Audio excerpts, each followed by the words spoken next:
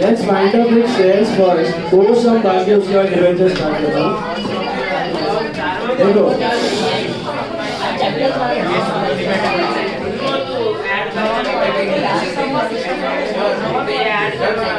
All of you take sum number 36. Page 240, sum number 36.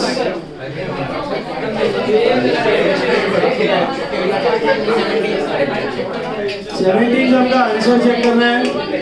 Homework सब का check कर लो बराबर. 17 सम का आंसर फिर नीचे आंसर है.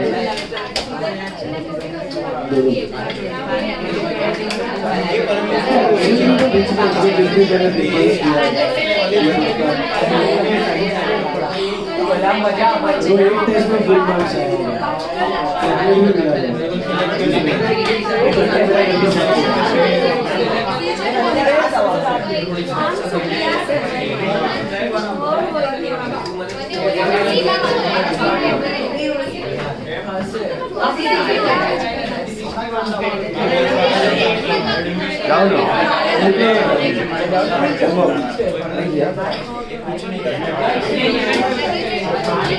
होमवर्क किया?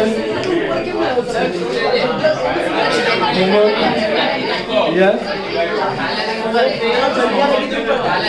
भूखना ना. होमवर्क किया ना? ये किया है.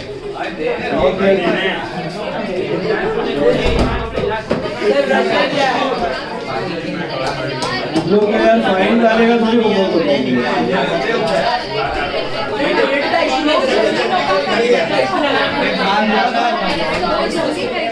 देखो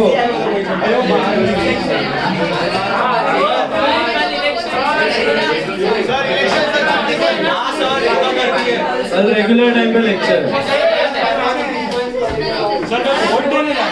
हाँ तो जाके आओ या आके जाओ. 5 बजे तक है. सर ये क्लास जल्दी रखो फिर वोट देने जाए. 6 बजे से चालू हो जाता है. लेके आ जाओ.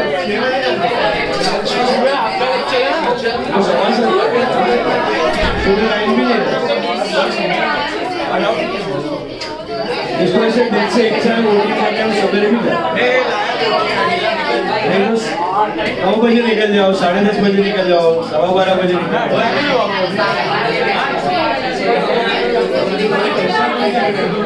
चलो चेक कर लो आंसर्स फॉर होमवर्क सम.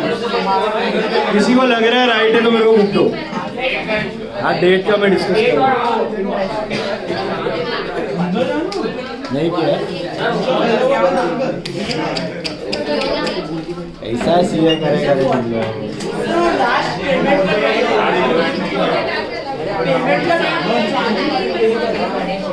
देखो बेटा सीए फाउंडेशन में हम लोग अभी भी थोड़ा बहुत होमवर्क देते हैं और थोड़ा बहुत डिस्कस होता है. इंटर में ना छोड़ ही देगा वो लोग.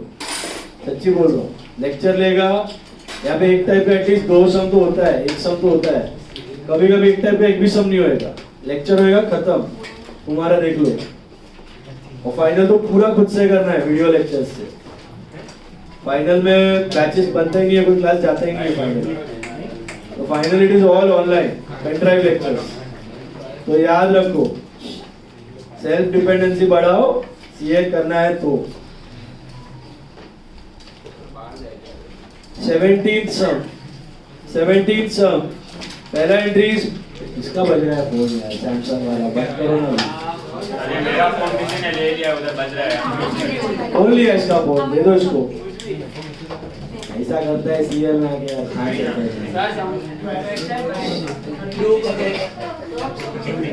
दे दे इसका फोन. दे दे. कौन है इसके पास से फोन? यार तो साइलेंट पे डाल दे. इसके बाद भी फोन है साइलेंट पे रखो इसका.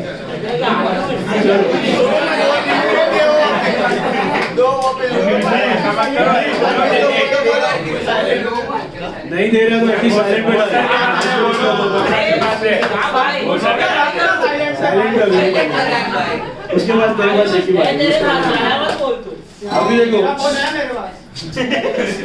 इधर देखो ध्यान से. आपका बोलने का मतलब सेल्फ डिपेंडेंसी थोड़ा सा बढ़ाओ, खुद से मोटिवेटेड रहोगे तो बनोगे सीए। ओके, सोचोगे दुनिया करवाएगी तो सीए, ऐसा कुछ नहीं है, दुनिया करवा देगी नहीं, खुद को करना है तो ही पॉसिबल। 17 सम्स 12th 11th क्या है, हम लोग के साथ रहेगा, हम लोग करवा देगा तुमको कैसा भी। तुम खाली क्लास में आके बैठो, इधर ही प्रैक्टिस हो गया, इधर ही खींच के इधर ही तुम ऐसा बैठा रहेगा गाइस और तुमको पता चलेगा हो गया क्लियर। सीए ऐसा नहीं है, खुद का मेहनत नहीं डालेगा तो होने वाला नहीं है, याद रखना। 17 sums X Limited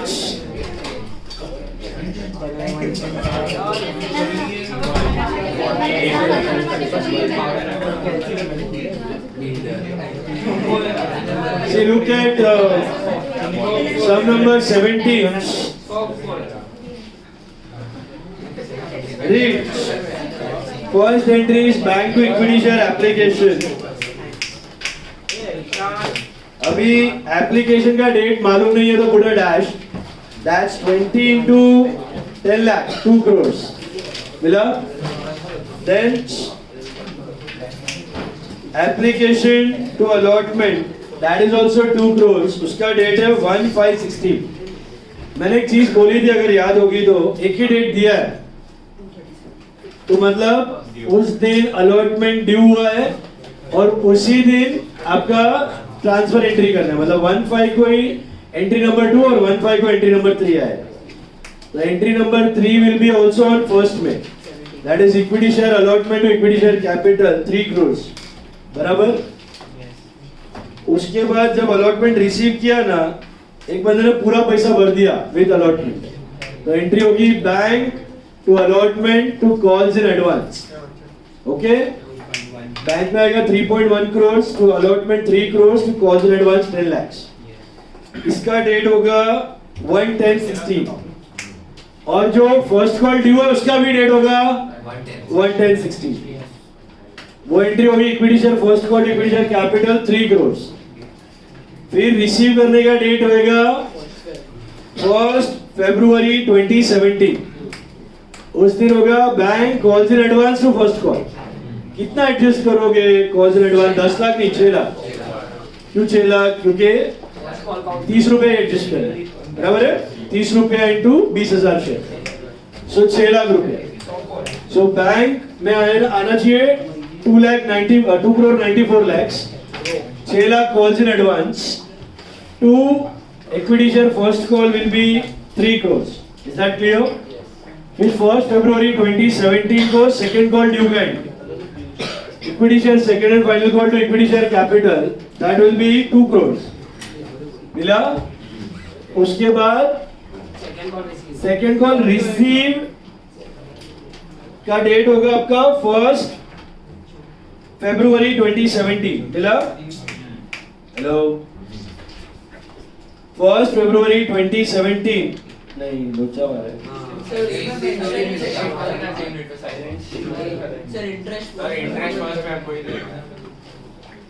interest first Feb को ही देना। हाँ तो तुम्हारा है ना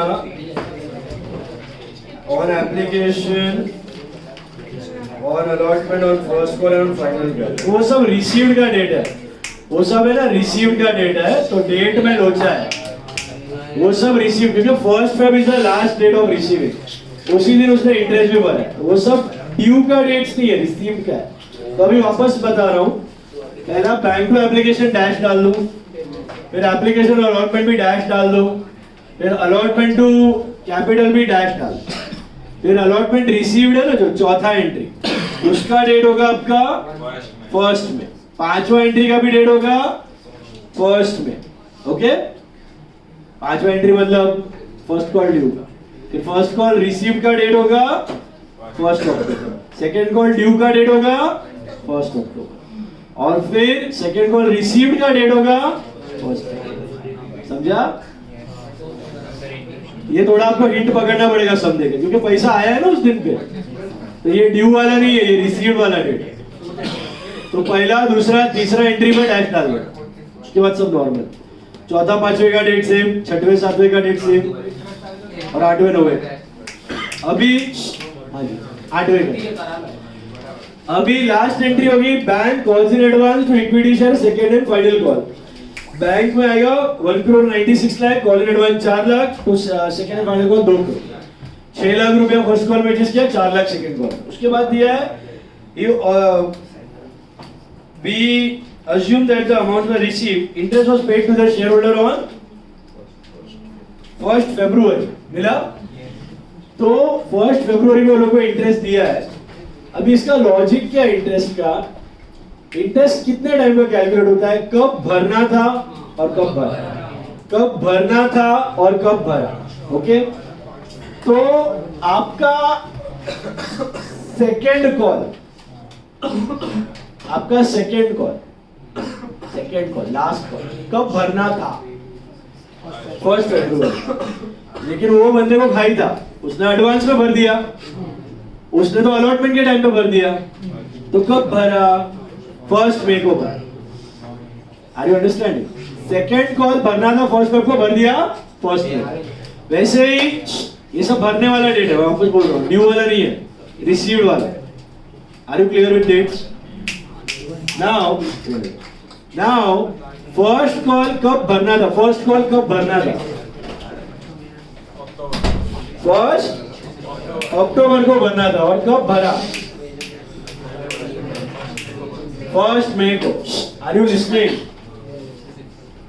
फर्स्ट कॉल भरना था 1 अक्टूबर को, लेकिन भर दिया 1 मई को अलॉटमेंट के वक्त। और सेकेंड कॉल भरना था 1 फेब को, लेकिन भर दिया 1 मई को। दोनों पैसे उसने अलॉटमेंट के वक्त भर दिए। तो कॉल इन एडवांस में इंटरेस्ट कैसे कैलकुलेट होता है? कब भरना था और कब भरा। तो यहाँ भरना था लेकिन यहाँ भरा, यहाँ भरना था लेकिन यहाँ भरा। तो कंपनी को मिलेगा कि कंपनी पे करेगा? कंपनी पे करेगा, एडवांस में है ना। हम लोग मतलब हम लोग अभी कंपनी है, कंपनी पे करेगा, शेयर होल्डर को मिलेगा। अभी यहाँ पर फर्स्ट कॉल कितना महीने का इंटरेस्ट कंपनी देगा? गैप देखो, मई, जून, जुलाई, अगस्त, सितंबर, 5 महीना लेने का। क्यों 5 महीना? मई पूरा, जून पूरा, जुलाई पूरा, अगस्त पूरा, सितंबर पूरा, don't take October because first call. और ये वाले का इंटरेस्ट आई थिंक आपका होना चाहिए मई, जून, जुलाई, अगस्त, सितंबर, अक्टूबर, नवंबर, दिसंबर, जनवरी, 9 महीने। तो आई थिंक अलॉटमेंट का जो फर्स्ट कॉल का जो पैसा अलॉटमेंट में आया था वो कितना था? 6 लाख रुपया। टोटल 10 लाख भरा था उसमें से फर्स्ट कॉल का कितना भरा है? 6 लाख, 30 रुपया ना, 20,000 शेयर। और सेकेंड कॉल का कितना है? 4 लाख। तो 6 लाख पे 5 महीने का इंटरेस्ट और 4 लाख पे 9 महीने का इंटरेस्ट। बात समझ आई? तो इंटरेस्ट कैसे कैलकुलेट होगा? वर्किंग नोट बना लेने का, interest on calls in advance अलग अलग करने का। 6 लाख पे, क्योंकि 6 लाख क्या था? फर्स्ट कॉल था, भरना था 1 अक्टूबर, भरा 1 में। तो 6 लाख पे कितना टका लेने का बोलते? एडवांस 12%। अरियर्स पे 10, एडवांस पे 12, फॉर हाउ मेनी मंथ्स? 30,000 आ रहा है। हेलो। और 4 लाख पे ये सेकेंड कॉल का पैसा है, भरना था भाई को 1 फेब को, बहुत उतावड़ था, उसने 1 में कोई भर दिया सब कुछ, बराबर है। तो 4 लाख पे भी you take 12% for how many months? 9 months, 36। तो what is your total interest? 36। समझ आया? अभी डेट्स क्लियर है? कैसा मेरे को समझाओ, रिसीव्ड है ना कि ड्यू है? हिंट कहाँ था? लास्ट। इंटरेस्ट कब आ रहा है? फर्स्ट पे, वो रिसीव्ड का डेट। Got it? हेलो। तो पहला डेट डैश, दूसरा डेट डैश, तीसरा डैश, चौथा डेट से चालू होगा।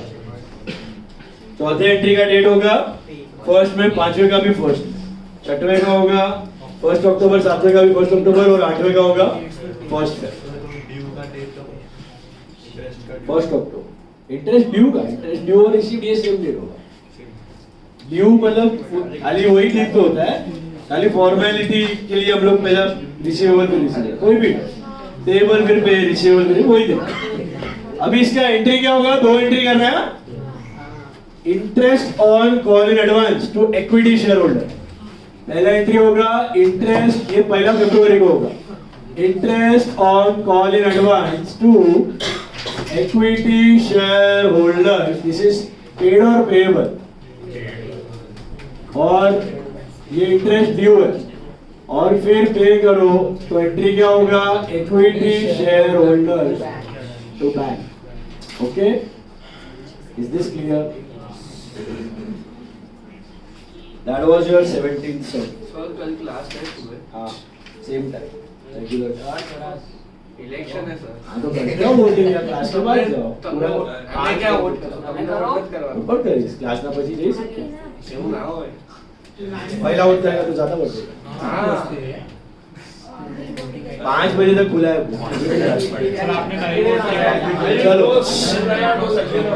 हाँ सर लाइन से लाइन्स लाइन्स नहीं लाइन से तो 6 बजे बहुत कम लाइन रहता है, एकदम जल्दी जा, पहला खड़ा रह जा, जीरो लाइन। તમારા માટે કે છે मेरा मैं देख रहा हूं, અમે કેમ વોટ કરશું वही है ना 18 वाला इधर एक क्वेश्चन ये कोई हाँ है तो 6 बजे आप सर साथ में जाओ। चलो रुक के जाओ। अभी 36 सम ले लो, बड़ा पॉइंट्स रुक के जाओ। अभी देखो 6th सम 36 सम, ये हमने 12th में भी किया था अगर याद होगा। COTC है, कंसिडरेशन अदर देन, कल से मैंने लास्ट क्लास लिया भी था, आपको याद होगा। Company can issue shares for cash और COTC, और कहाँ पे ये शेयर्स इशू होते हैं विदाउट कैश वाले? एक तो एसेट वैसेट के लिए आप शेयर्स दे सकते हो, और सैलरी के अगेंस्ट देते, उसको क्या बोलते हैं? ESOPs। 36 ESOP याद है आपको? और कहाँ पे दे सकते हो ये shares? Sweat equity. Sweat equity is higher level management, उनका भी सर्विसेज के अगेंस्ट आप उनको शेयर्स दे देते हो, और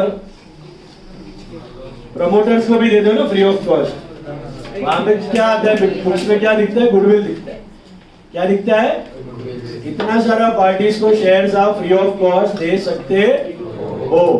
अब देखो 36th sum, Games Company Limited acquired the running business of Mr. Gunthe. The business consisted of assets worth 50 lakhs and liabilities worth 8,20,000. Equity shares of 100 is fully paid when issued to the vendors in lieu of purchase consideration. Past journal entries in the books of Games. Number 1, if shares are issued at par, and number 2, if shares are issued at premium. मुझे बताओ, पहले तो आप गुंथे का business take over कर रहे हो, उसमें एसेट कितना आया? कितने का एसेट लिया? 50 लाख। और लायबिलिटी कितना लिया? 8,20,000। तो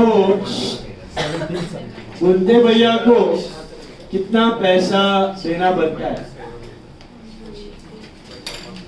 How much are we supposed to pay to Gunthe? 41,80,000 देना है, बराबर छे, क्योंकि एसेट खरीदा तो मेरे को उतना पैसा देना बनता है। साथ में उसका लोन क्रेडिटर वो भी मैं ले लिया, मतलब वो नहीं चुकाएगा, अभी मैं चुकाएगा हूँ, तो मैं क्या करेगा? एसेट में से उतना पैसा काट लेगा, बराबर है। आपका होटल का बिजनेस है, आपका होटल का एसेट होता है 10 करोड़ का, ले लिया, अभी आपके ऊपर लोन भी है 2 करोड़ का, वो भी मैं टेक ओवर, मतलब बोला आप मत चुकाओ मैं चुकाऊंगा, तो आपको मैं कितना देगा? 8 crore. Asset minus liability, that is owners equity, 11 से करते आ रहे हो, राइट? दैट इज कैपिटल और इक्विटी। तो how much we suppose to pay to गुंथे? 41,80,000। तो पहला एंट्री करना है एसेट और लायबिलिटी को खरीदने का, तो वो एंट्री क्या होगा? याद है किसी को?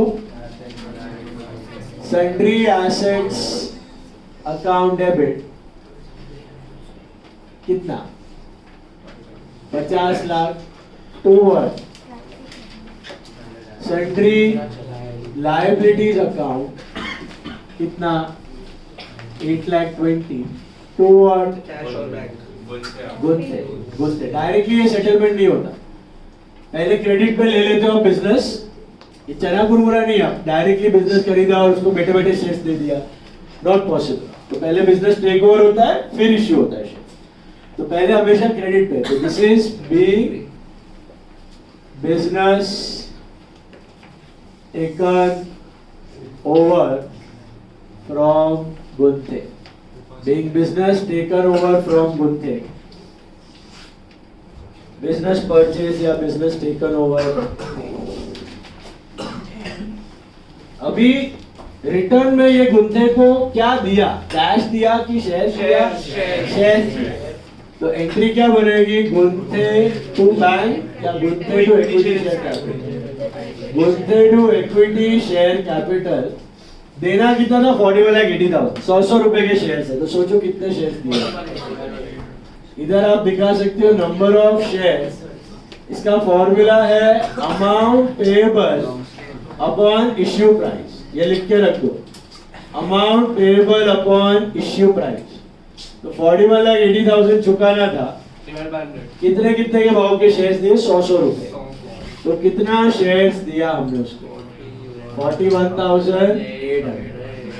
तो 41,800 into 100 is same, 41,80,000 rupees. Got it? 41,80,000. This is equity. 41,800 equity shares issued for payment of business. Business खरीदा, बिजनेस खरीदा मतलब क्या खरीदा, उसका एसेट्स और लायबिलिटी। बिजनेस खरीदा मतलब एसेट और लायबिलिटीज खरीदा। ये दोनों के लिए अच्छा है, कंपनी के लिए भी अच्छा है, गुंथे के लिए भी अच्छा है। क्योंकि कंपनी के लिए क्यों अच्छा है, ये कैश बच जाता है, और गुंथे के लिए क्यों अच्छा है, उसको क्या मिल गया, शेयर। आजकल ये सारे जितने भी टेक ओवर करते हैं स्टार्टअप्स वाले, वो मेजॉरिटी हो, क्योंकि खुद के पास तो पैसा होता नहीं है, जला रहे हैं कैश, खाली टर्नओवर के बेसिस पे नाम है। तो जितने भी बिजनेस खरीदते हैं उनको क्या चिपका देते हैं, आप भी आ जाओ, ज्वाइन हो जाओ, आगे देखा जाएगा। तो डबला कंपनी है तो रिस्क है, बट अच्छा कंपनी है तो it's a win win situation. Company का पैसा बच गया और आपको शेयर्स मिल गए, फ्यूचर में प्राइस बढ़ेगा तो आप बेच सकते हो। समझ आया? अभी दूसरे एग्जांपल और पहले एग्जांपल में क्या फर्क है, प्रीमियम पे इश्यू किया तो पहला एंट्री चेंज होगा कि सेम रहेगा, first entry will remain the same, that is business purchase वाला वो सेम रहेगा। बात समझ आई? एसेट टू लायबिलिटी टू गुंथे। अभी दूसरे एग्जांपल में we are issuing shares at premium, yes, hello hello. तो हमने उसको क्या बोला, हमारे शेयर हम 25% प्रीमियम पे दे रहे हैं, मतलब 100 के शेयर क्या भाव पे दे रहे हैं। तो गुंथे से बिजनेस टेक ओवर किया, गुंथे को देना है 41,80,000, हम बोलेंगे नहीं, हम तुझे 100 रुपए में शेयर नहीं देंगे, 100 लेने का तो ले लेगा, ताली खुशी ले लेगा। क्यों पता है, और प्रॉफिट और एक्सपेंशन हो रहा है, प्रॉफिट बढ़ेगा, प्राइस बढ़ेगा। 125 का मार्केट में शायद 40, 50, 170, 80, 200 भी हो जाए तो बेच सकता है। तो प्रीमियम पे इश्यू किया, तो कंपनी शायद है वो अपना वर्थ जानता है, तो पहले ही उससे क्या ले लिया, प्रीमियम ले लिया, बराबर है। अभी पहला एंट्री तो सेम ही रहेगा, दूसरे एंट्री के लिए नंबर ऑफ शेयर सोचो, बढ़ेंगे कि घट जाएंगे? क्यों घट जाएंगे? अभी क्या है, number of amount payable upon issue price, amount payable तो वही है 41,80,000, लेकिन अभी आपका इश्यू प्राइस कितना है, तो नंबर ऑफ शेयर्स कितना हुआ, 33,440 हो गया, बराबर है। एंट्री क्या बनेगा, गुंथे account debit to what, equity share capital to what, security premium या शेयर प्रीमियम अकाउंट। कितना, गुंथे को कितने से सेटल करना है, 41,80,000, बराबर है। तो कैपिटल में आप कितने से मल्टीप्लाई करोगे फेस पर, 100। कितना शेयर है, 33,440 शेयर्स इंटू 100, 33,44,000, बराबर। एंड प्रीमियम कितना हुआ 33,440 into 25 8,36,000। नरेशन वही रहेगा, खाली नंबर ऑफ शेयर हो जाएगा 33,440 equity share of 100 each at 25% premium issued for payment of business. Issued for payment of business. अभी जोमेटो ने रिसेंटली ब्लिंकिट को टेक ओवर किया। शेयर्स ऑलमोस्ट ऑल शेयर, थोड़ा कैश, बाकी सब शेयर्स। जेके शाह का टेक ओवर हुआ, वेरेंडा ने किया 75-25, 25% कैश, 75% शेयर्स। पैसा देता ही नहीं है, खुद को भरोसा नहीं है कैश उतना रहेगा नहीं रहेगा। It's like that. स्टार्टअप के केस में थोड़ा सा रिस्की हो जाता है। એના માટે બીજી કંપની હોવી જોઈએ ને શેર આપવા માટે પોતાની अपना ही कंपनी का शेयर, मतलब जो कंपनी खरीद रहा है वही कंपनी का शेयर उसको चुकाएगा। जो बाइंग कंपनी है ना वो अपना शेयर दे रहा है। मैं तेरा बिजनेस टेक ओवर कर रहा है, सपोज मेरा कंपनी है, मेरे कंपनी में ऑलरेडी 10 लाख शेयर्स इश्यूड है, कैपिटल पब्लिक से रेज करके रखा हुआ, लेकिन ऑथराइज कैपिटल में बढ़ा सकता है लिमिट, मेरा मर्जी। तो मैं तेरे से 5 लाख का एसेट लिया, एसेट लायबिलिटी लिया, तेरा बिजनेस लिया, मेरे को तुझे 5 लाख देना है, तो मैं तुझे मेरा कंपनी का शेयर्स दे दे। તો ઈ જ કહું છું, અગર તમને બાય કરવી હોય બીજી તો પોતાની બીજી કંપની હોવી જોઈએ ને એના માટે। હવે સમજો મને તમારી કંપની લેવી છે અને હું તમને શેર્સ આપીશ ને તમારા એસેટ્સ લઈશ, તો એના માટે મારી પોતાની કંપની હોવી જોઈએ ને જેના શેર્સ कंपनी टेक ओवर करेगा, તો कंपनी બધા तो સુધી આવીને કરી શકે। बदा थोड़ी, बदा એટલે कंपनी या डीलिंग विद कंपनीज होनी, जो कंपनी जिसमें शेयर्स हैं वही टेक ओवर करना है दूसरे को और वही शेयर्स दे सकते। पार्टनरशिप फर्म नहीं दे सकते या सोल प्रोप्राइटर नहीं दे सकते। कंपनी की तो बात चल रहा है। वो can issue shares? Startups are private limited registered companies. All startups are companies only, either unlisted public companies या फिर प्राइवेट लिमिटेड कंपनीज।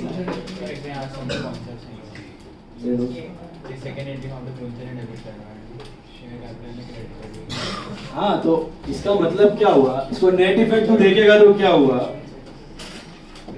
तेरा एसेट टू लायबिलिटी टू गुंते एंड गुंते टू कैपिटल टू प्रीमियम, गुंते कटोगे तो हुआ क्या, सेंट्री एसेट बढ़ा, डेबिट मतलब एसेट बढ़ा, बिजनेस मैं तू गुंते है, मैं गेम्स लिमिटेड, तो मैंने तेरा बिजनेस टेक ओवर किया, तो मेरा बुक में तेरा एसेट आ गया, तो मेरा एसेट बढ़ गया 50 लाख से, तेरा लायबिलिटी मेरा बुक में आ गया, मेरा लायबिलिटी बढ़ गया, मैं चुकाएगा।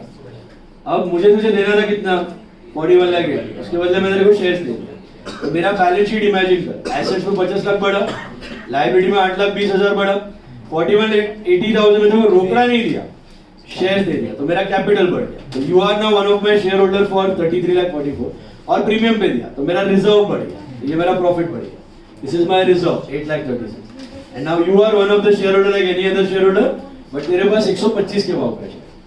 अब मार्केट में तू चाहिए तो दूसरे बकरे को ढूंढ बेच दे, मेरे को टेंशन नहीं, मेरे को पैसा मिल गया, तू बेचेगा कोई और बकरा आएगा, मेरा कैपिटल इंटैक्ट है, मेरे को प्रॉफिट मिल गया, प्रीमियम मिल गया, कैपिटल इंटैक्ट। So, તો આજે આપણે સિક્યુરિટી પ્રીમિયમ એક્સ્ટ્રા લીધા છે, તો ઈ લોકો જ્યારે રીઇશ્યુમાં ઓછા પ્રાઇસ પર વેચતા હોય તો આમાંથી બી કટ કરી શકે લોસી વાળું। रीइश्यू का लॉस कहां से उठा सकते हो आप? सिर्फ और सिर्फ शेयर ફોરફીચર प्रीमियम से नहीं ले सकते, इसके लिए प्रीमियम फॉरफीचर अलग है। તો આ પ્રીમિયમના પૈસા લઈ ગઈ કેપિટલ વધારે પડશે। प्रीमियम का पैसा इन्वेस्ट होता है ना एसेट्स में, एक्सपेंशन के लिए पैसा आया ना, तो कंपनी कैन यूज इट। जैसे कैपिटल का पैसा आप इन्वेस्ट करते हो मशीन प्लांट लेने के लिए, प्रीमियम का पैसा इन्वेस्ट करते हो, इन्वेस्टेड ही है ऑलरेडी, इसके सामने एसेट ही है, बैलेंस शीट में 50 लाख का एसेट है, सामने 33 लाख 34 का कैपिटल है और 836 का प्रीमियम, तो इन्वेस्टेड पैसा asset. This clear? Public issue में जब प्रीमियम मिलता है वो इन्वेस्ट होगा। बोलो, हाँ बोलो।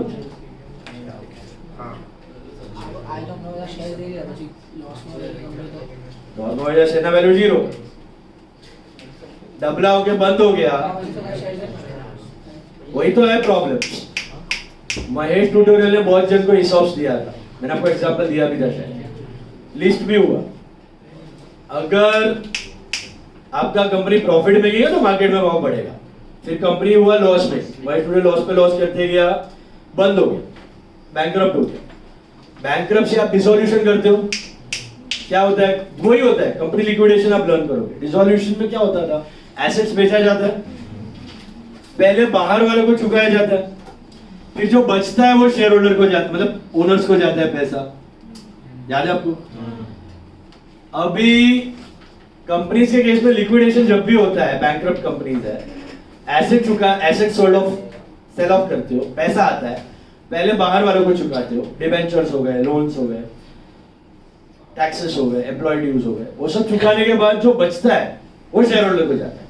बट कंपनी के केस में साला उतना पैसा ही नहीं बचता है, इनफैक्ट बाहर वाले को भी हेयर कट लेना पड़ता है, मतलब बैड डेट सेल करना पड़ता है। क्या लेना पड़ता है? Bad debts. तो शेयर होल्डर को तो 1 भी रुपया मिलने लायक। अब इमेजिन करो, कंपनी का बुक वैल्यू ही 0 हो चुका है। बुक वैल्यू ही क्या हो चुका है? 0। मतलब बुक में भी 1 रुपया उसको मिलने वाला, तो मार्केट में कोई देगा उसका ज्यादा पैसा करते? 0 है, खत्म, ये पूरा पैसा 0 ना। केम 0? आ खाली एक्स्ट्रा शेयर्स इशू कर रहा है कंपनी, ऑलरेडी शेयर्स पड़ा है। वही तो मैं उसको एग्जांपल में बोला, मेरे पास 10 लाख शेयर्स ऑलरेडी है, इसका बिजनेस लिया 5 लाख शेयर्स को और दिया, तो टोटल 15 लाख का कैपिटल हो गया। सिक्योरिटी प्रीमियम पब्लिक इश्यू किया तो कैश में आएगा, ये तो एसेट लिया ना, एसेट है, मशीनरी प्लांट इक्विपमेंट, उसके सामने प्रीमियम और कैपिटल। तो पब्लिक इश्यू में कैश में लेते हो, फिर उससे एसेट खरीदते हो। इधर मैंने सीधा एसेट के सामने शेयर्स लिए, तो ये कैपिटल फिक्स्ड एसेट्स ही पड़ेगा। Capital on the liability, fixed asset on the asset, premium on the liability, fixed asset on the asset. ये फिक्स्ड एसेट आ गया, ये बैलेंस शीट है कंपनी का, बैलेंस शीट है। बैलेंस शीट में क्या दिखेगा? Equity share capital 33 lakh 44,000, security premium is a reserve 8 lakh 36,000, sundry assets 50 lakh और sundry liability 8 lakh 20,000। This is the balance sheet of the company. ये खाली इतना नहीं है, और भी शेयर्स रहेंगे इसके पास, पहले इश्यूड, तो वो इश्यूड शेयर और कैपिटल को बढ़ाएगा और उतना और कैश रहेगा या दूसरा एसेट रहेगा। This is one of the transaction. ऐसा नहीं कि सारा शेयर इश्यू करके एसेट ही लेगा, ऑलरेडी इश्यूड शेयर्स है। अभी जोमेटो का ऑलरेडी शेयर्स था, उसने जब ब्लिंकिट को टेक ओवर किया तो नया इश्यू किया शेयर, उतना कैपिटल में ऐड हो जाएगा, उतना इधर एसेट में ऐड हो जाएगा। का बिजनेस खरीदा और सामने उसको उसका ही शेयर खरीदा, अपना ही शेयर खरीदा, हाँ, शेयर होल्डर बना, नया share issue. It's like another public issue but not for cash.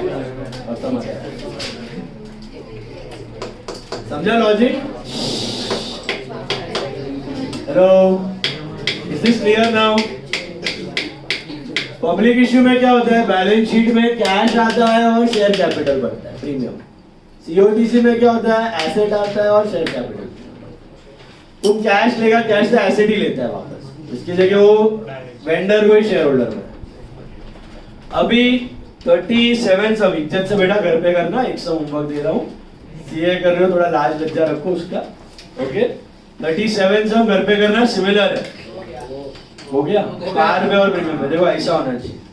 This is CA material. Now we go for the next topic, debenture. उसमें खाली क्या है? 100% प्रीमियम है, तो 100 रुपए का शेयर 100% प्रीमियम, मतलब क्या प्रॉफिट हुआ? 100 रुपया कैपिटल, 100 रुपया प्रीमियम, ओके, ध्यान से कर लेना। अभी डिबेंचर्स पे जाते हैं हम लोग। सर तुरंत पता चल जाता है, कैसे पता है? जूता सैंडल नहीं बन गया तो आपको पता चल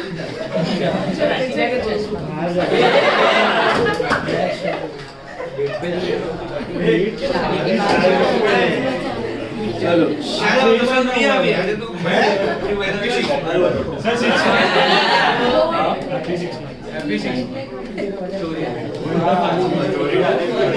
अभी वर्ल्ड कप आ रहा है, चलो अभी 1 साल हो गया पूरा। अभी देखो બહાર જવાય સર આવો મારા માટે તો પૂરી નથી. सर इस समय में 3 विकेट गिरी थी 2 गिरी नहीं चलो रोहित शर्मा के विकेट गया ना चलो all of you now focus on debenture. Ayush अभी what is the main difference between a share and a debenture? जैसे share is a part ownership of any business, जैसे share is a part ownership of any business, वैसे ही debenture is a part of loan of any business. अभी मेरा company है, मेरे को पैसा रेज करना है बिजनेस करने के लिए. पब्लिक लिमिटेड कंपनी है, बड़ा कंपनी है, पैसा रेज करके धंधा करना है. आई have 2 choices, either I can issue shares या I can take a loan. तो शेयर्स मतलब ओनर्स का पैसा हुआ, तो जो भी शेयर्स को सब्सक्राइब करता है वो बंदा क्या बन जाता है? ओनर बन जाता है. That guy becomes the owner. और जो डिबेंचर खरीदेगा वो इनडायरेक्टली मुझे क्या दे रहा है? लोन. मतलब मेरे को 50 लाख का लोन का रिक्वायरमेंट है, क्या 50 लाख का लोन का रिक्वायरमेंट है. तो I have 2 options, either I can go to the bank and take a loan lump sum 50 lakh खत्म, बराबर है. और वो 50 लाख रुपए को मैं टुकड़ा कर दूं 100 रुपए के लोन, तो कितना डिबेंचर बनेगा? 50,000 डिबेंचर्स ऑफ 100 each. और मैं आप सब लोगों को बोलूं कि ये मेरा डिबेंचर का इश्यू है, थोड़ा थोड़ा पैसा डाल दो, तो I can raise that way also. Okay, generally debenture क्यों प्रेफर किया जाता है ओवर लोन्स? एक तो है अमाउंट, बड़ा अमाउंट आप रेज कर सकते हो. In debentures you can raise big amounts. In debentures you can raise big amounts. And दूसरा formalities are lesser. In case of debenture, the formalities are lesser as compared to loans. Bank क्या है, loan में पूरा अंदर से x ray scan कर देगा business को, क्योंकि वो तो शार्प है, इंस्टीट्यूशन है, तो A to Z चेक वेक करके फिर आपको लोन सैंक्शन करेगा, उसमें 10 आना का नहीं करेगा. छोटा अमाउंट है तो उधर से ले सकता है, बट बड़ा अमाउंट है तो you can always go for what? Debentures. इसमें थोड़ा formalities are lesser as compared to loans. Is it clear? Single party loan. So share और डिबेंचर में फर्क समझा? दोनों में आप पैसा रेज कर रहे हो.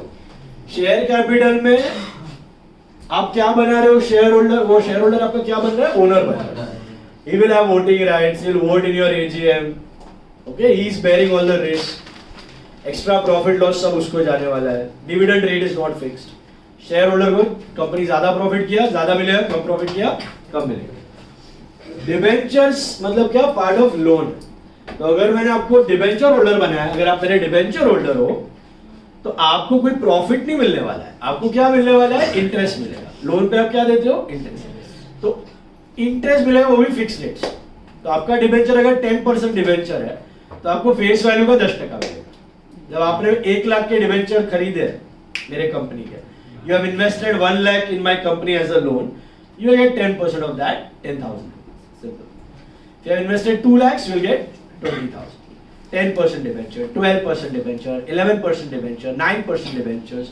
So you will get a fixed rate of interest. अगर आप debenture subscribe करते हो, तो debenture holder gets what? Interest, like interest or loan at a fixed rate. Shareholders get what? Dividend. They get what?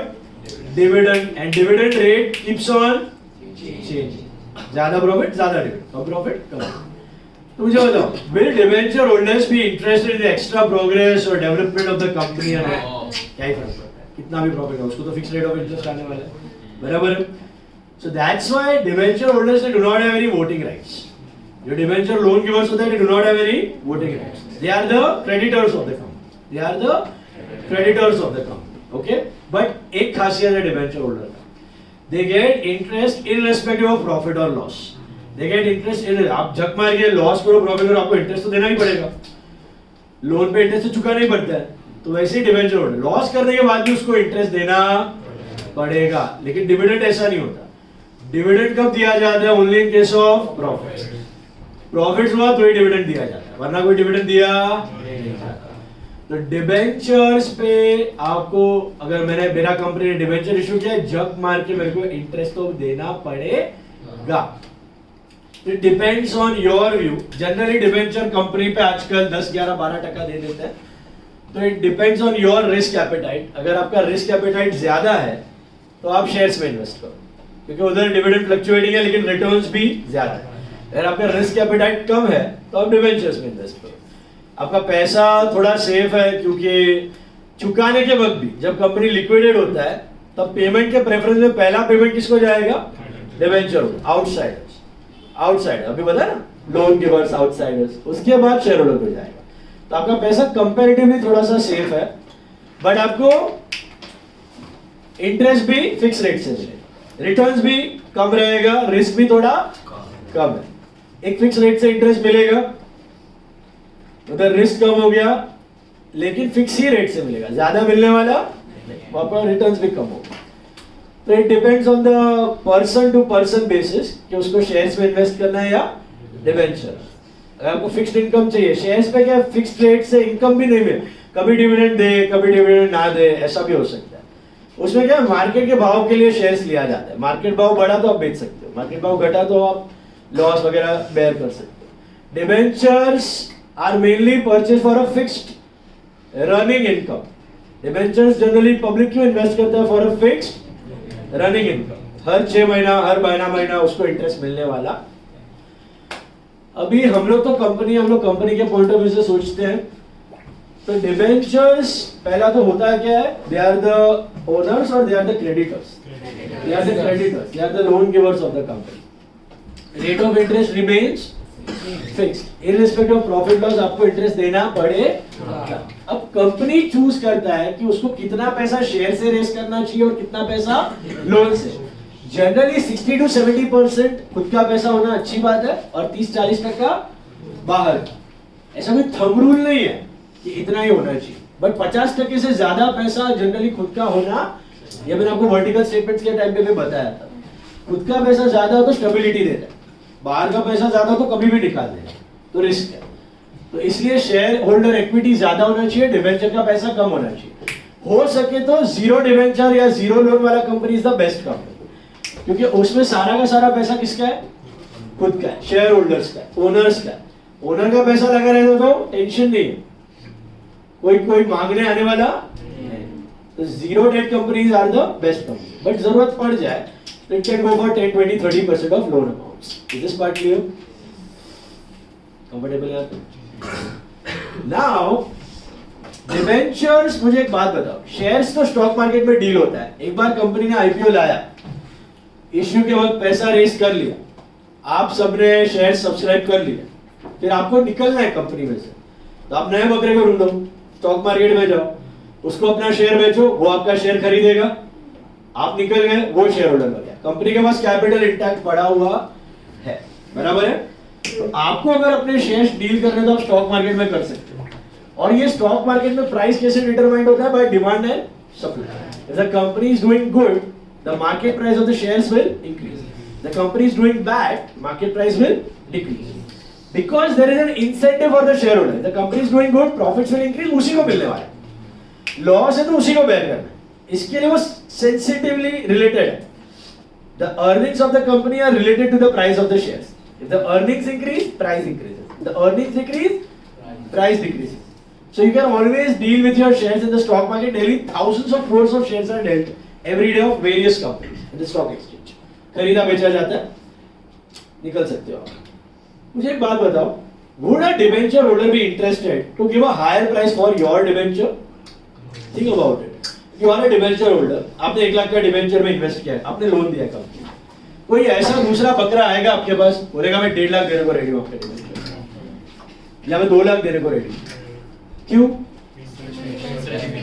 क्योंकि उसको तो fix rate of interest मिलने वाला है। उसको क्या ही फर्क पड़ता है कि उसको ज्यादा प्रॉफिट करे कंपनी या कम प्रॉफिट करे, उसको कोई फर्क पड़ता है? वो आएगा ही नहीं आपसे डील करने के लिए।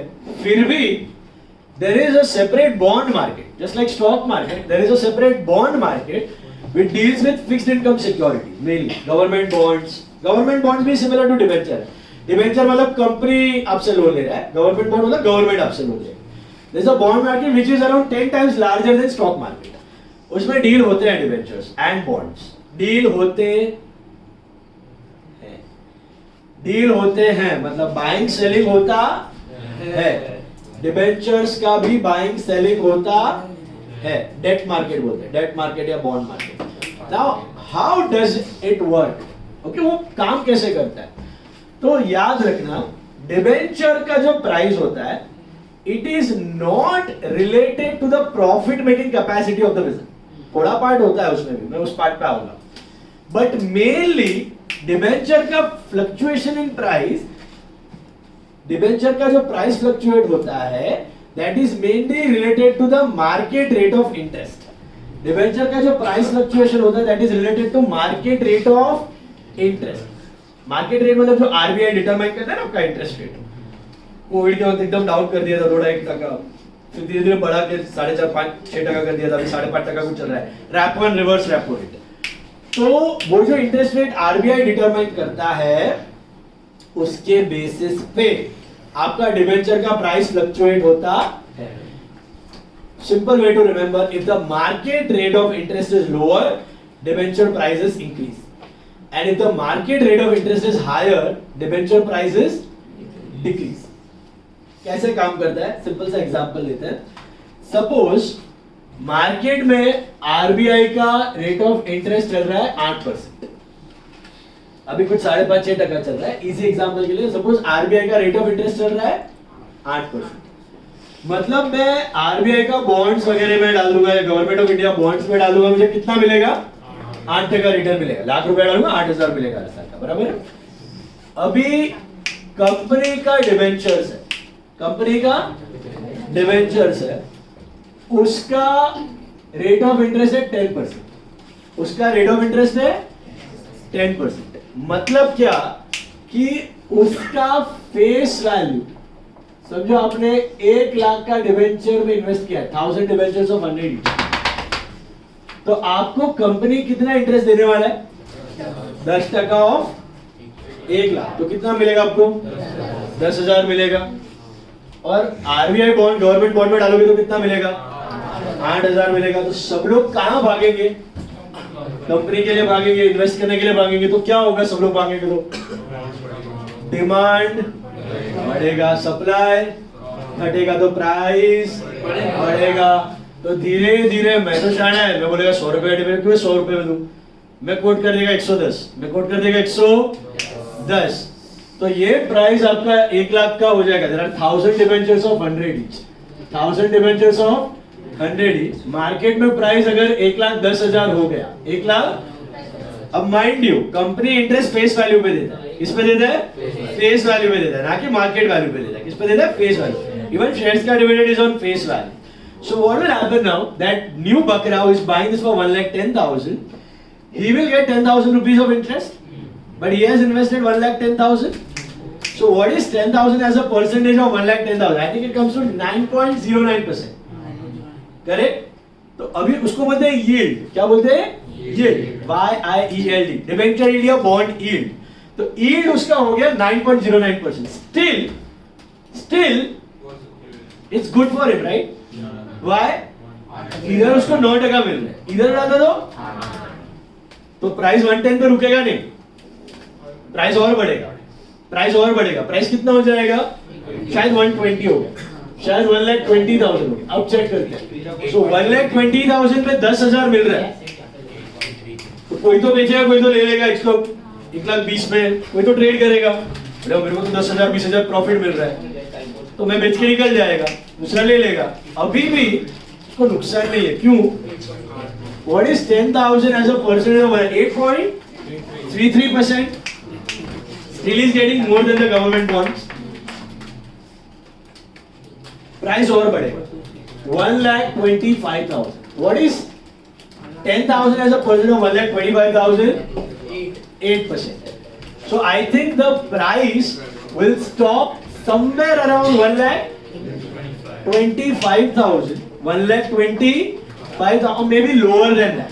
1,20,000-22,000 पे आके रुक जाएगा, क्योंकि अदरवाइज 1,25,000 के बाद किसी को इंसेंटिव है इसमें डालने के लिए? साला इधर भी 8%, इधर भी 8% है, तो मैं इधर डालूंगा ना, ये सेफ है, ये तो डूबेगा नहीं, ये तो डूब सकता है, कंपनी है, ये डुबाएगा नहीं मेरा पैसा. Government is far more safer than the companies. So that's how the price of debenture fluctuates in the market. So I told you just now, if the rate of interest is lower, debenture price will be higher, and if the rate of interest is higher, debenture price would be. Now suppose RBI intervenes in this and it increases the rate of interest 8 से 10% कर दिया. तो कोई भी 8 से 10% कर दिया. अब क्या होगा? 8 से 10% किया, प्राइस रेट ऑफ इंटरेस्ट बढ़ा. बॉन्ड में डालोगे तो 1 लाख पे कितना मिल रहा है? 10,000 मिल रहा है, 10% मिल रहा है, बराबर है. इधर भी 10% मिल रहा है, लेकिन 1 लाख का 10% कितना होता है? 10,000. और प्राइस क्या चल रहा है? 1 लाख. तो रिटर्न क्या हुआ? यील्ड क्या हुआ? 8% हुआ. तो सोचो आप, अभी आरबीआई ने रेट ऑफ इंटरेस्ट बढ़ा दिया, 10% किया है. इधर आपको 1,25,000 पे, वैसे तो फेस वैल्यू का 10% है, लेकिन हाथ में नेट यील्ड कितना मिल रहा है? 8% मिल रहा है. Will you go for debenture or will you go for bonds? Obviously bonds. People will run for bonds. People will run for bonds. Demand for government bonds will increase. Demand for debentures will decrease. Supply will increase and price will. क्या कि नहीं किया? Demand घटेगा, supply बढ़ेगा तो क्या होएगा? Price घटेगा ना कि नहीं?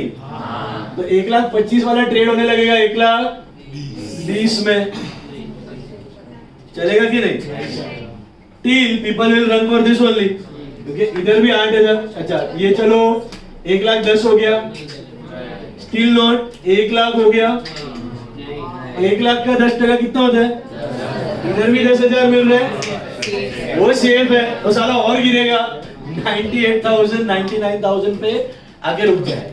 तो डिबेंचर्स भी ट्रेड होता है बॉन्ड मार्केट में, बट इसका प्राइस रेंज देखोगे ना, ऐसा एकदम वेरी, जैसे शेयर्स पर 300% 400% फर्क हो जाता है, ऐसा नहीं होने वाला. It will be a range bound price. It will be a range bound price. I come to part of doubts. तो debentures are sensitive to what? Market rate of interest. If market rate of interest increases, price of debenture decreases, and if market rate of interest decreases, price of debentures increases. As simple as that. And it's a cyclical thing. You can always make money out of it. You just need to wait for a couple of years or 3 years. It's a cyclical thing.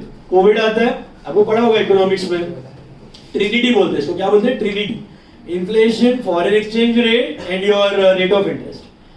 ये Trinity है. RBI को तीनों को जगल करना होता है. Foreign exchange rate, inflation and interest rate. तीनों कभी भी एक साथ कोएशन में आ ही नहीं सकते. 2 को संभाल सकते हैं, तीसरा भागेगा.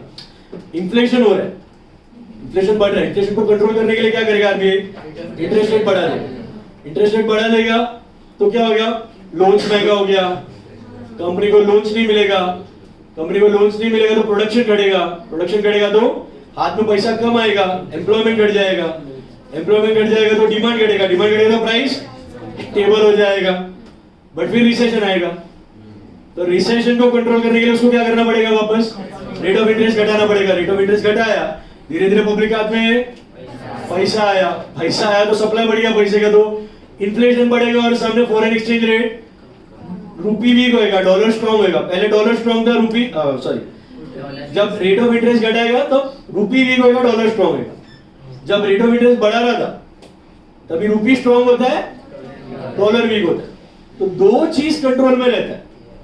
Is it clear? तो फॉरेन एक्सचेंज को चलो साइड पे रखते हैं. Main thing is inflation and rate of interest. Interest rate बढ़ाने के पीछे कारण क्या है? महंगाई को कंट्रोल करो. इंटरेस्ट रेट घटाया मतलब क्या हो जाएगा? महंगाई बढ़ जाएगा. महंगाई बढ़ेगा तो गरीब लोग चिल्लाएगा. गरीब लोग चिल्लाएगा तो वोट नहीं करेगा. वोट नहीं करेगा तो गवर्नमेंट भाग जाएगा. तो गवर्नमेंट को अपना सत्ता भी संभालने का है. Is it clear? तो इसके लिए वो आरबीआई को पिन करते रहता है कि भाई इन्फ्लेशन ज्यादा महंगा होना नहीं चाहिए, इन्फ्लेशन ज्यादा बढ़ना नहीं चाहिए. एक लिमिट के बाद कोविड के टाइम पे एकदम घटा दिया था इंटरेस्ट रेट, क्योंकि एकदम रिसेशन था. रिसेशन था तो पब्लिक माल ही नहीं खरीद रहा था, तो उनके हाथ में पैसा है, इसके लिए रेट ऑफ इंटरेस्ट घटाया, लोन्स घटा, लोन्स चीप हुआ, प्रोडक्शन बढ़ा, एम्प्लॉयमेंट बढ़ा, पब्लिक के हाथ में पैसा आया, डिमांड बढ़ा, भाव बढ़ा. भाव बढ़ते बढ़ते बढ़ते इन्फ्लेशन 6-7.5% हो गया, फिर वापस आरबीआई ने कंट्रोल किया, रेट ऑफ इंटरेस्ट बढ़ाने का चालू किया, अभी हाई पॉइंट पे चल रहा है 5.5-6% आसपास। ये क्लियर?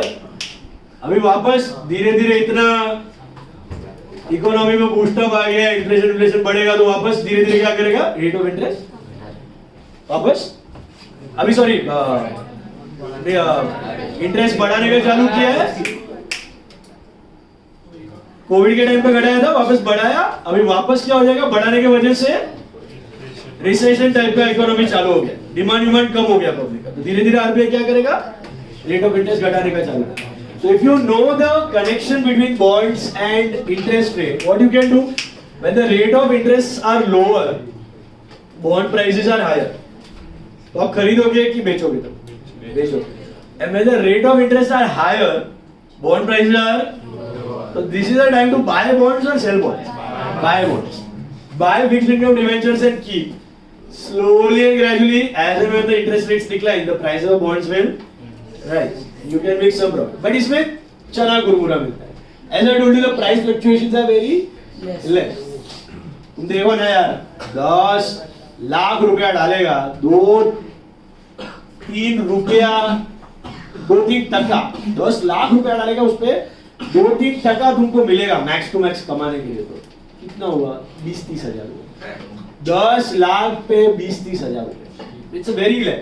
फिर भी bond market works on a bigger scale between banks. Banks deal in bonds. Banks and governments deal in bonds. That's why the volumes are high. ये वॉल्यूम का खेल है.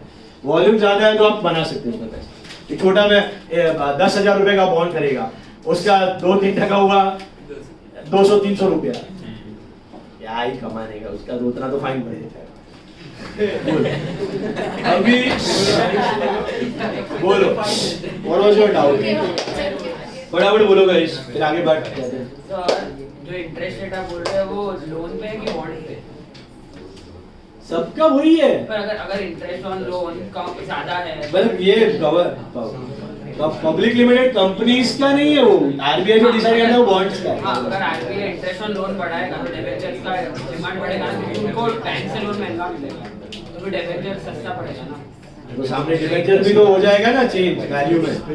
डिबेंचर जैसे आरबीआई रेट ऑफ इंटरेस्ट बढ़ाया, RBI का एक ही interest rate रहता है, वो जो रेपो रिवर्स रेपो रहता है, जो बैंक लेंड करते हैं वो रेट.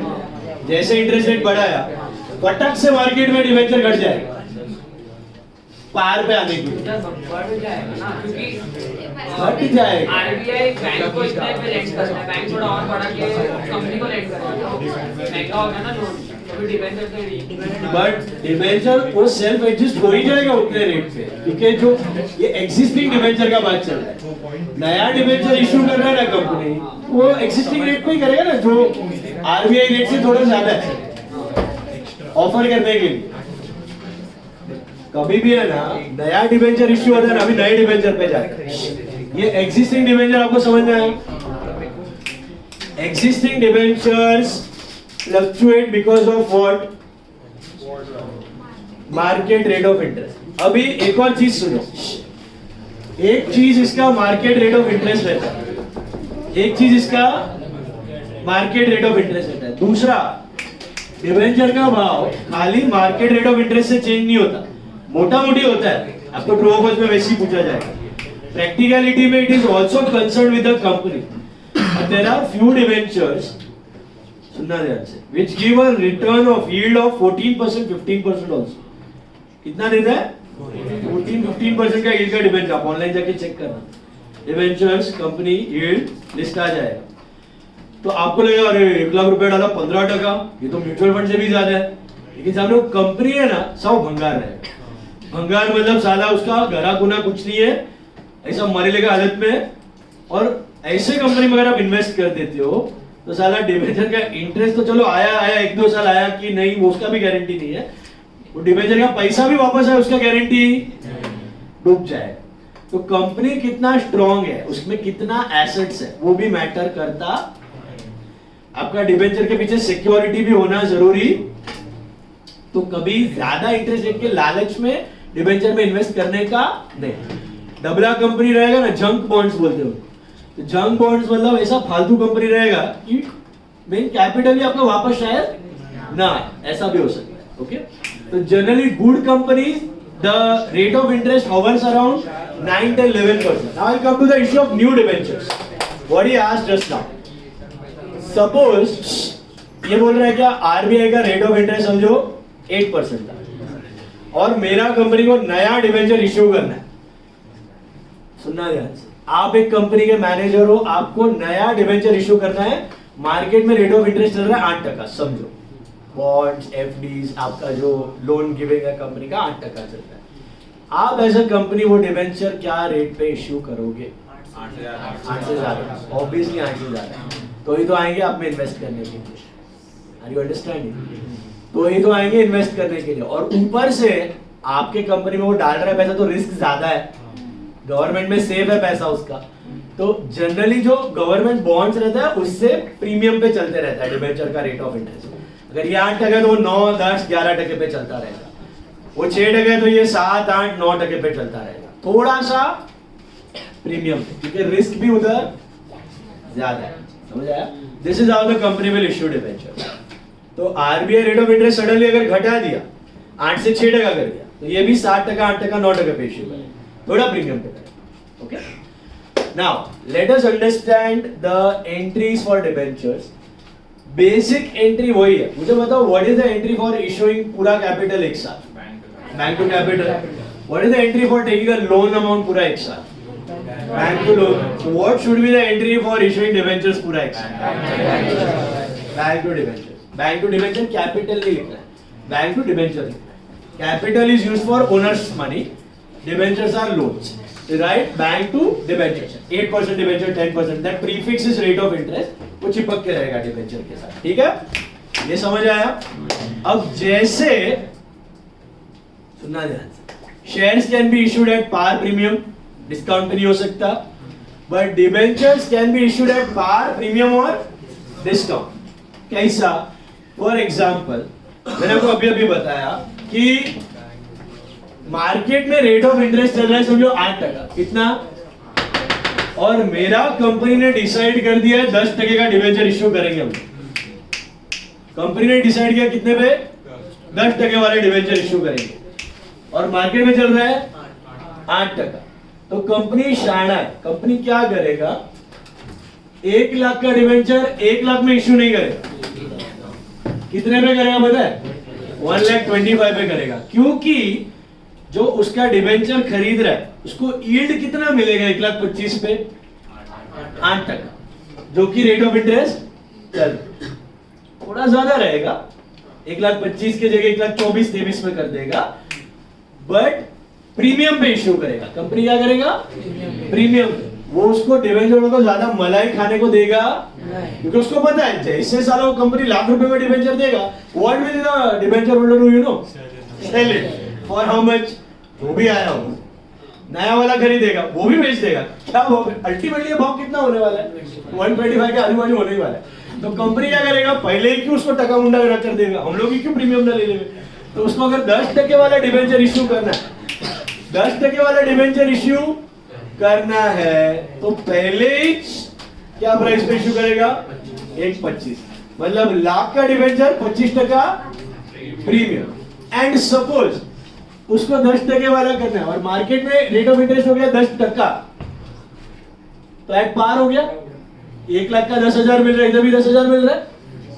और सपोज मार्केट में रेट ऑफ इंटरेस्ट हो गया 12% और इसका डिबेंचर कितने वाला है?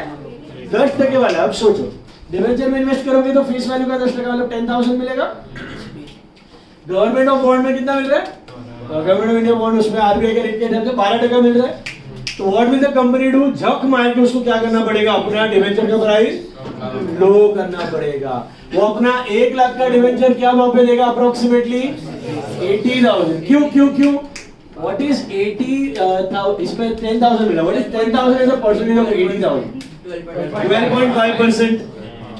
इससे ज्यादा मिल रहा है तो ही तो आएगा ना इन्वेस्टर डालने के लिए पैसा. Are you getting it? So 100 बात की एक बात, 100 बात के बाद फंडामेंटल कंसेप्ट वही है. मार्केट में रेट ऑफ इंटरेस्ट बढ़ेगा तो डिबेंचर का भाव कम होएगा और मार्केट में रेट ऑफ इंटरेस्ट घटेगा तो डिबेंचर का भाव बढ़ेगा. तो मींस ये आता है ट्रू और फॉल्स में काफी बार. If the market rate of interest increases, debentures will be issued at a discount, lower price. If the market rate of interest decreases, debentures will be issued at a premium, at a higher price. Is this clear? Just to compensate for that additional masala malai. Okay? Debenture holder को extra मिलना नहीं चाहिए, उसका extra नुकसान भी होना नहीं चाहिए. It is just to the point of luring him to invest in the company. Is it clear? Once again, if the inverse relationship, if the market rate of interest increases, debenture decreases. The market rate of interest decreases, debenture value increases. So tell me, what is the entry when you issue shares at premium? Bank तो पूरा पैसा साथ में ले लिया. Bank to capital to premium. What is the entry when you issue debentures at premium? Bank to debenture to premium. Premium के लिए you can use security premium या debenture premium. Security premium is a common account. If you are doing two accounts, then share premium and debenture premium. Okay? यहाँ पे debenture premium लिखो या securities premium लिखो, एक ही बात. What if the debentures are given at discount? What is the entry for that? Bank discount to debenture. 100 का debenture 80 में जा रहा है. 20 रुपया खुद का लॉस करके दे रहा है. मतलब क्या बोल रहे हैं बिजनेस वाला, कंपनी क्या बोल रहा है, आप हमें 80 दो, हम आपको 100 दे, हमारा नुकसान करके दे, क्योंकि अभी market rate of interest high चल रहा है. Is this clear? एक और कंसेप्ट होता है डिबेंचर्स में. हाँ बोलो. मैंने 1 लाख का 1.25 भरा, तो 2-3 साल बाद वो रिकवर हो गया 25,000, बाद में तो मेरे को 10% ही मिलेगा ना, तो कंपनी का लॉस हुआ वो. 1 लाख का 1.25 भरा अभी. हाँ, इंटरेस्ट के 2-3 साल बाद रिकवर हो गया, रेट मार्केट रेट 1% ही है, तो मेरे को अभी 10% ही मिलेगा ना मेरे को. 10% ऑफ 1 लाख. हाँ, तो 25 रिकवर हो गया मेरा. तो रखा भी तो सही बढ़ता ही रहेगा ना. हाँ, तो वैसे तो बढ़ता ही रहेगा ना वो भाव. बढ़ेगा कैसा भाव? तो 1,25,000 दिया है कंपनी को, पर तेरा 1,25,000 तो गया ना 3 साल के लिए. 3 साल के लिए ना. हाँ, तो उसमें तेरे को 10 मिल रहा है इंटरेस्ट. हाँ, तो तेरा पैसा भी तो तू दे रहा है उनको. बाद में तो टाइम वैल्यू मनी जा रहा है ना, इन्फ्लेशन खा रहा है ना तेरा पैसा. अरे बोल रहे हैं जो 25 एक्स्ट्रा भरा वो 3 साल में वापस आ गया ना, तो फिर 1 लाख में क्या. ऐसा नहीं होता. नहीं, तेरे को मिलेगा तो 1 लाख ही मिलेगा वापस. फ्यूचर में ना 1 लाख वापस मिलेगा, 1.25 नहीं मिलेगा, 1 लाख ही मिलेगा. अभी तो 1.25 दे रहा है, फ्यूचर में 1 लाख ही मिलेगा. 1.25 नहीं मिलेगा, 1 लाख ही मिलेगा. हाँ, फ्यूचर में ज्यादा नहीं मिलेगा. देखो प्रीमियम का लॉजिक क्या है, आप लाख का 1,25,000 दो, आपको फ्यूचर में लाख मिलेगा. डिस्काउंट का लॉजिक क्या है, आप लाख का 80,000 दो, आपको लाख मिलेगा पैसा. अगर सपोज प्रीमियम पे किया एंड फिर उसने इंटरेस्ट अपने को दिया 10%, तो जब तक वो 125,000 अपने पास आएगा तब तक तो कुछ मिला ही नहीं. उसके बाद जो होगा वो और ऐसा नहीं बोल सकते. बाहर बॉन्ड्स का रेट ऑफ इंटरेस्ट लोअर है, तुम उधर भी डालो तो इतना ही मिलता. बट अल्टीमेटली वो अर्निंग्स एक्चुअली 25 के बाद चालू होगा. It's not like that. How are you comparing the earnings? You are putting in the bond, the asset is getting 8%. You are putting in the debentures, you are getting 8%. तो ऐसा क्यों सोच रहा है कि सपोज 1 लाख वो बाद में 1 लाख देगा ना, तो 1,25,000 अभी होगा. 25,000 जब तक इंटरेस्ट आएगा नहीं तब तक हमने तो कुछ अर्न ही नहीं किया. उसके बाद जब वो ऐसा भी सोच रहा है. डिबेंचर्स की पेमेंट की जगह कभी शेयर्स भी इशू होता है. हाँ, कन्वर्टेबल डिबेंचर्स, डिबेंचर को शेयर्स में कन्वर्ट कर. वो ऐसा सोचेगा कि हाँ 25,000 मेरा गया इंटरेस्ट में, वो तो बात है. ऐसा नहीं सोचेगा. बट वो ऐसा जो कि 1,25,000 इन्वेस्ट किया, तो जो 8% 24,000 तेरा 3 साल का इंटरेस्ट दिया, लेकिन तू 15-20 साल के लिए कर रहा है. अगर कोई शेयर्स में करे तो उसको लॉन्ग टर्म रखना चाहिए, डिबेंचर शॉर्ट टर्म नहीं रखना चाहिए. मतलब बाहर के इंटरेस्ट है. अगर तेरे को प्रीमियम मिले बेचना तो नहीं सकता, वरना तू स्टिक टू कंपनी रहे, लिक्विडेशन रख रहे 10-15 साल, इंटरेस्ट खाते रहे, तेरे को लाख रुपए मिल जाएगा. बट वो जो मिलेगा ना तेरे को भले ही लाख मिल रहा है, बट जो इंटरेस्ट तेरे को मिल रहा है ना, it will compensate for inflation as well it will compensate for this 25,000, इससे ज्यादा ही मिलेगा ओवर द ईयर। जो खाली 3 साल का रहेगा, बट इसमें मेन अर्निंग्स तो फिर वो मार्केट वैल्यू और सबका होगा ना, सिर्फ इंटरेस्ट का थोड़ी। डिबेंचर्स में मार्केट प्राइस का फ्लक्चुएशंस आर वेरी नॉमिनल, सो अगर आपका वॉल्यूम ज्यादा रहेगा तो से अदरवाइज तो चना घूमना क्या है, शेयर्स में तो मार्केट वैल्यू है, डिबेंचर में तो इंटरेस्ट है, कंपनी से मिल रहा है वही है। अभी एक और कंसेप्ट होता है डिबेंचर में, दैट इज फ्यूचर प्रीमियम। अभी हम लोग के एग्जांपल में हम लोग क्या सोच रहे हैं, सुनो ध्यान से।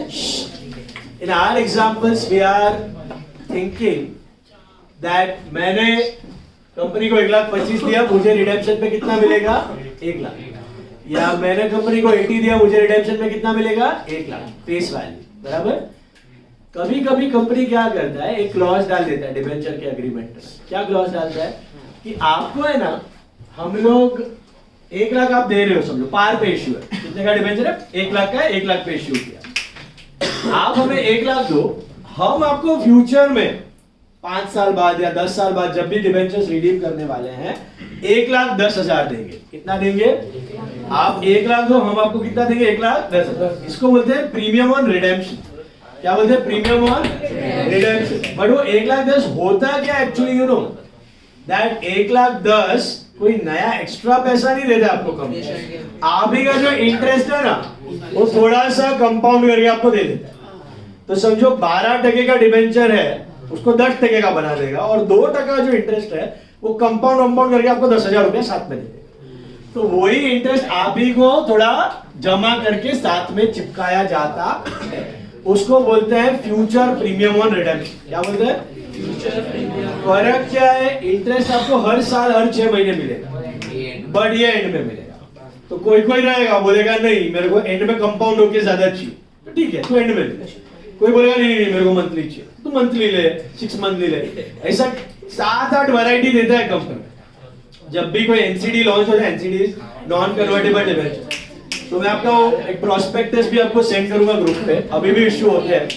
तो 7-8 ऑप्शंस होते हैं। आपको 6 महीने का चाहिए, 6 महीने का इंटरेस्ट लो, हर 6 महीने लो। 12 महीने चाहिए, 12 महीने लो। क्वार्टरली इंटरेस्ट चाहिए, क्वार्टरली ले लो। 5 साल का कंपाउंड होके साथ में चाहिए तो ऐसा ले लो प्रीमियम के साथ। अच्छा थोड़ा इंटरेस्ट अभी चाहिए, थोड़ा कंपाउंड, वो भी ऑप्शन रहता है। तो ultimately what is premium on redemption? Premium on redemption मतलब आप ही का इंटरेस्ट थोड़ा सा कंपाउंड होके आपको मिल जाता, ठीक है। तो इस पॉसिबिलिटी में टोटली 6 टाइप के एंट्रीज बनते हैं। कितने? 6 टाइप के एंट्रीज। टाइप 1 डिबेंचर्स, पहले हम लोग अज्यूम करते हैं कि फ्यूचर का कोई प्रीमियम नहीं है। फ्यूचर का कोई प्रीमियम मतलब फ्यूचर में लाख रुपया चुकाने का प्रॉमिस है। मैं कंपनी है 1 लाख रुपया देगा फ्यूचर में कोई एक्स्ट्रा पैसा देने वाला, फ्यूचर में रिडेम्पशन इज एट पार।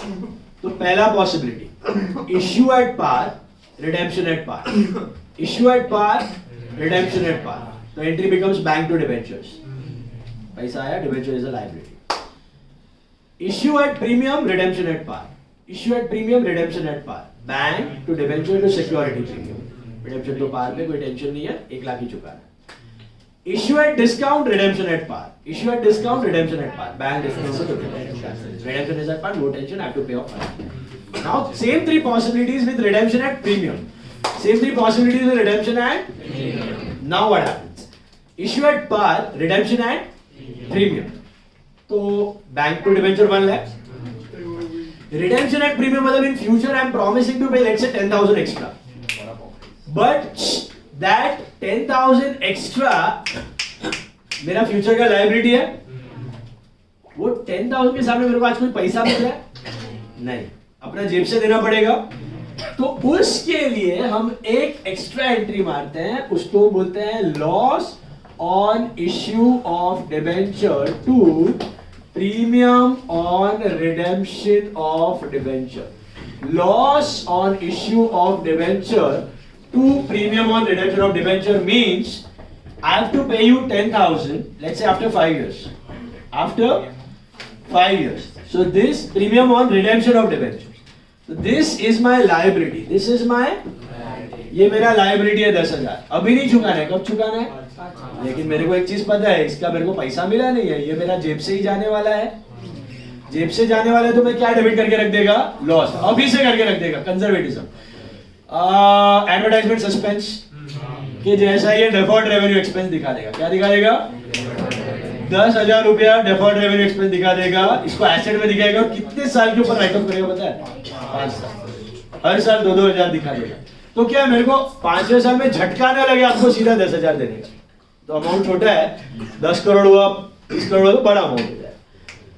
तो 10,000 रुपया जो मुझे आपको फ्यूचर में चुकाना है, उसके लिए मैं आज ही क्या डेबिट करके रख देगा? लॉस को डेबिट करके. What is this loss? Deferred revenue expense. Deferred revenue expense. And what is this premium? Liability. ये बस एक्स्ट्रा एंट्री चिपका देने का. एक्स्ट्रा एंट्री क्या करने का? चिपका देने का.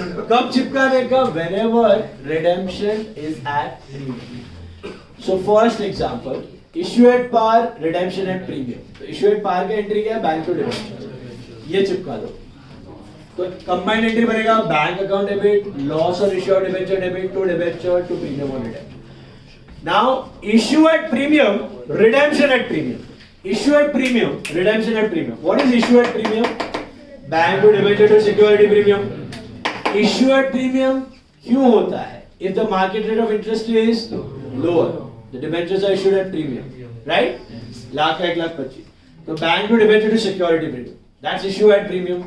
सामने ये चिपका दो, लॉस टू प्रीमियम और रिडेम्पशन. तो कंबाइंड एंट्री क्या बनेगा? Bank account debit, loss on issue of debenture debit to debenture to security premium to premium और रिडेम्पशन. ये खाली उसको चिपका देगा. प्रीमियम और रिडेम्पशन है. तो तीसरा पॉसिबिलिटी क्या होगा? Issue at discount, redemption at premium. What is the entry for issue at discount? Bank discount. Why the hell will a debenture get issued at discount? The market rate of interest is higher. जब market करना ही पड़ेगा. ना कोई खरीदने आने वाला. Bank discount में debenture हो गया. एंड ये चिपका दो, loss to premium. So bank account debit, discount on issue of debenture debit, loss on issue of debenture debit to debenture to premium. तो जब भी आप फ्यूचर में एक्स्ट्रा प्रॉमिस कर रहे हो, लॉस टू प्रीमियम का एंट्री क्या कर देने का? चिपका देने का. अच्छा, और 3 पॉसिबिलिटी हो सकता है theoretically. What are they? Can you tell me? देखो, एक था issue at par, redemption at par. दूसरे issue at par, premium discount, redemption at par. दूसरा issue at par, premium discount, redemption at premium. तीसरा issue at par, premium discount, redemption at discount. करेगा मतलब क्या? आप बोल रहे हो कि आज हमें 100 रुपया दो, हम आपको फ्यूचर में 80 रुपया देंगे. ऐसा कोई करने वाला? ये थियोरेटिकल कंसेप्ट है. प्रैक्टिकली ये पॉसिबल. और अगर इसका एंट्री पूछ लिया जाए तो भी कोई एक्स्ट्रा एंट्री करने की जरूरत नहीं, क्योंकि ये कंजर्वेटिज्म. फ्यूचर में एक्स्ट्रा देना है ना, इसके लिए पास करते. अगर मेरे फ्यूचर में कम देना है तो मेरे को कोई प्रोविजन बनाने की जरूरत नहीं. Got it? तो फ्यूचर में अगर डिस्काउंट है तो उसका कोई एक्स्ट्रा एंट्री होता तो वो देता भी नहीं, पागल. Okay, now take some number 15. फटाफट दे दो सम नंबर 15. जल्दी उठना है सर. 50. ओ भाई देशभक्ति. सर ऐसा वैसा देना sir.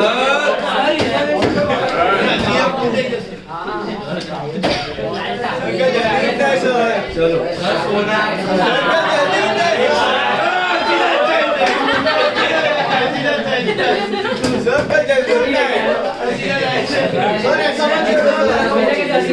look at sum number 6 months anniversary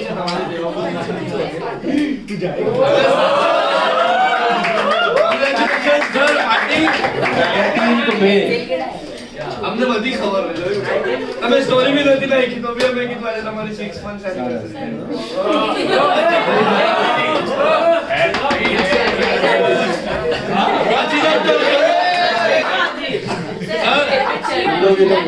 अच्छी जान जाओ तो. हाँ, हैंडल.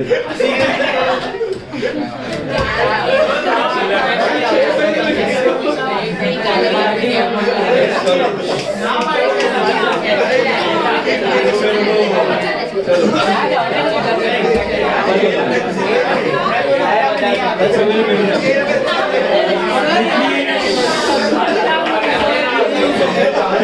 सब ले लो ध्यान से।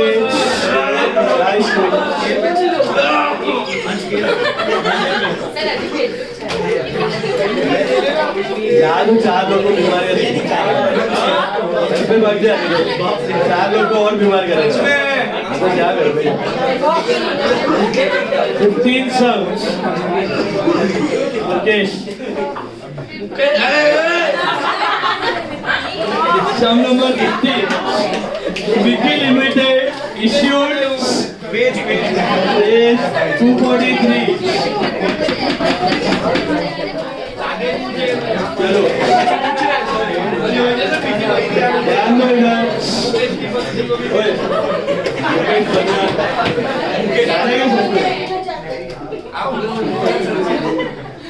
ओए कंटेजियस नहीं हो, टेंशन मत जिस रीजन से हो रहा है वो कंटेजियस नहीं है। Season 15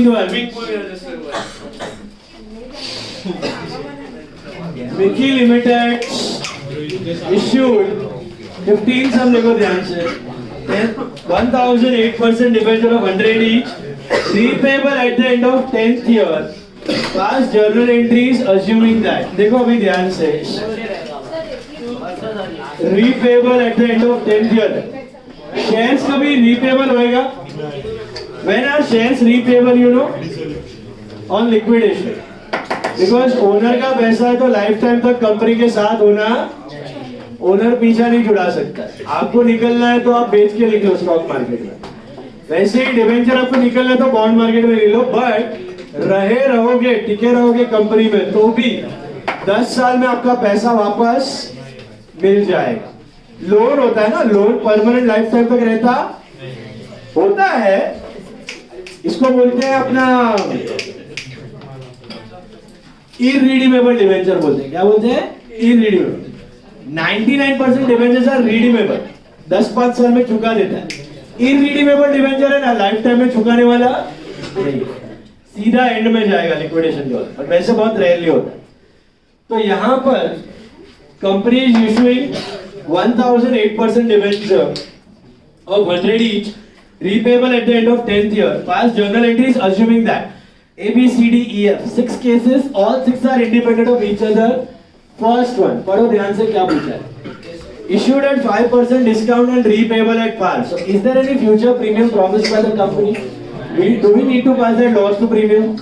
So, just pass the entry for issue at discount. Please focus. Issue at discount का एंट्री बताओ मेरे को क्या होगा? Bank account debit discount on issue of debenture debit to 8% debenture account, सही है? What is 8%? The rate of interest. Please don't talk. 8% is rate of interest. Are you listening? अभी 5% discount. Always remember in case of debenture, every damn percentage is calculated on face value. Whether it is discount, whether it is premium, whether it is interest, whether it is future premium, every percentage is calculated on face value. Okay? अभी क्या भाव का debenture था? 100 रुपए का था. 100 रुपए का 5% कितना होता है? 5 रुपए. एंड कितने डिबेंचर्स थे? 1000. बराबर. तो बैंक डिस्काउंट डिबेंचर मतलब 100 का कितने में जा रहा है? 95. मतलब क्यों डिस्काउंट पे इश्यू किया होगा पहले तो ये बताओ. रेट ऑफ इंटरेस्ट हायर है, मतलब आप उसको बोल रहे हो कि you give us 95, we will give you 100. तो 5 रुपया कंपनी का लॉस हुआ, वो डिस्काउंट को डेबिट कर देगा. अभी बैंक डिस्काउंट टू डिबेंचर इधर कितना आएगा? आई थिंक बैंक में 95,000, इधर 5,000 और इधर 1 lakh. Hope this is clear. कैसे मिला? This is 1000 into 95, this is 1000 into 5 and this is 1000 into 100. हमेशा डिबेंचर में फेस वैल्यू दिखने वाला है. अभी नरेशन क्या है? वही जो क्वेश्चन दिया है. Being issue of 1008% debenture at discount and 8% debenture at discount repayable at par. Sir 1000 1000 8% debenture issued at discount repayable at par. जो क्वेश्चन दिया वही छापना. Is it clear? पहला वाला समझ में आया? दूसरा देखो. Issued at par. अच्छा मुझे एक बात बताओ, ये डिस्काउंट और इश्यू ऑफ डिबेंचर ये किस प्रकार का एक्सपेंस है कंपनी के लिए? Discount or issue of debenture is what type of expense for the company? Again, deferred revenue. ये भी क्या है? Deferred revenue. क्योंकि हर साल होने वाला है. But ये डिस्काउंट किस पे हुआ है? डिबेंचर पे हुआ है. जितना सालों तक आप डिबेंचर यूज करोगे ना, उतना सालों तक ये एक्सपेंस भी पड़ा रहे. Matching concept. डिबेंचर से रिलेटेड खर्चा है. जितना टाइम तक डिबेंचर बेनिफिट देगा, उतना टाइम तक ये खर्चा पड़ा रहे. तो 5000 एसेट में रहेगा, 10 साल तक 500 राइट ऑफ रहेगा. समझा? पूछा नहीं है, वो आगे राइट ऑफ आएगा तब करेंगे. तो it is based on debenture. So this is also deferred revenue expense. So basically this is asset, this is deferred revenue and this is your liability. Issued at par, repayable at 5% premium. अब देखो, पहला इतना सोचो, issued at par, what is the entry? वो पहले कर दो. Bank to 8% debenture. क्या वैल्यू आएगी बताओ? बैंक टू 8% डिबेंचर कितना है? पार पे मतलब 1 लाख है. अरे listening, bank to 8% debenture is 1 lakh. अब फ्यूचर में प्रीमियम प्रॉमिस कर दो, तो वो एक्स्ट्रा एंट्री क्या है? Loss on issue of debenture debit to premium on redemption of debentures. Loss on issue of debenture to premium on redemption of debenture. How much premium are we? Sir loss वाली company માટે છે ને?